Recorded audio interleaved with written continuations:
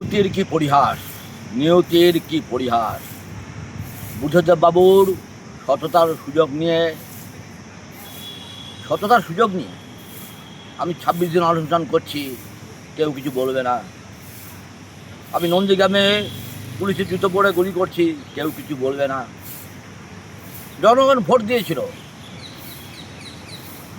ঢেলে, কংগ্রেসকে পিছে নিয়ে কংগ্রেসের পিছে চড়ে চলে এসেছিলেন। তারপরে কংগ্রেসটা ভেঙে দুমড়ে এক করে দিলেন।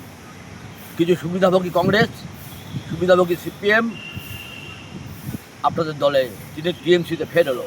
মানস ভূঁইয়া ধুতি পরে চলে এলো। পরেশ অধিকারী সে সিপিএম ছেড়ে তৃণমূল এসে আরও চুরি ডাকাতি আরম্ভ করলো। নিয়তি বড় কঠিন জিনিস। কাল কৃষ্ণে দেখা। আমি এই ভোটের আগে, 26-এর ভোটের আগে এই কংগ্রেসের পবিত্র মাটিতে বলে গেছিলাম, এবার কিন্তু যদি হিন্দু ভোট 90% পড়ে, তাহলে কিন্তু তৃণমূল পার্টিটা শেষ হয়ে যাবে। পার্টিটা কি বলবো, 16 সাল পর্যন্ত পার্টি ছিল। 16 সালের পর হয়ে গেল কোম্পানি। অভিষেক বন্দ্যোপাধ্যায় ডায়মন্ড হারবারে জেতার পরে কোম্পানির ভিত আরও শক্তিশালী হয়েছিল। কিসের ভিত? অহমিকার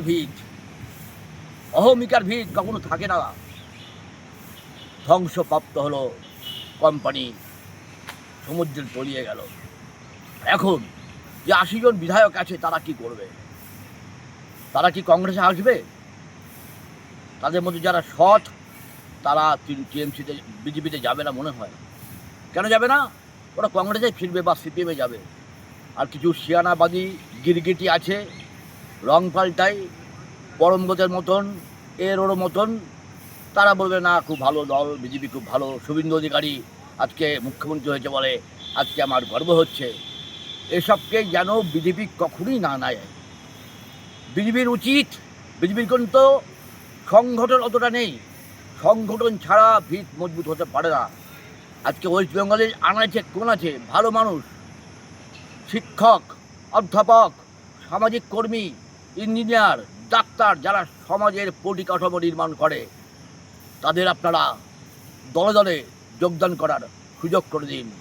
ওই সকল তৃণমূলী লুম্পেনটা যেন বিজেপিতে না ঢুকতে পারে, তাহলে কিন্তু হাল আরও খারাপ হবে। বিজেপির হাল কিন্তু 210 থেকে নেমে যেতে পারে, 208 থেকে নেমে যেতে পারে আরও।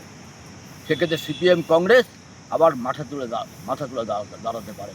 সুতরাং রিকোয়েস্ট করবো, সংগঠন মজবুত হোক। হিন্দু ভোট আছে, হিন্দু ভোটে যেন কোনো আঘাত না লাগে, তাহলে কিন্তু মুশকিল হবে বিজেপি। হিন্দু ভোটকে আঘাত না দিয়ে সবকে বিকাশের মাধ্যমে ওয়েস্ট বেঙ্গলের আনাচে কোনাচে থেকে ভালো ভালো মানুষ যারা সমাজ গঠনের অঙ্গীকার নেয়, তাদের আপনারা দলে নিন। কোনো গিরিগিটিকে দলে নিয়েন না, প্লিজ। দিল্লির মাটিতে দাঁড়িয়ে এই কংগ্রেস অফিসে বলে গেলাম, আমার এই বার্তা পাশের বিজেপি অফিসে চলে যাবে একটু পরে। নমস্কার।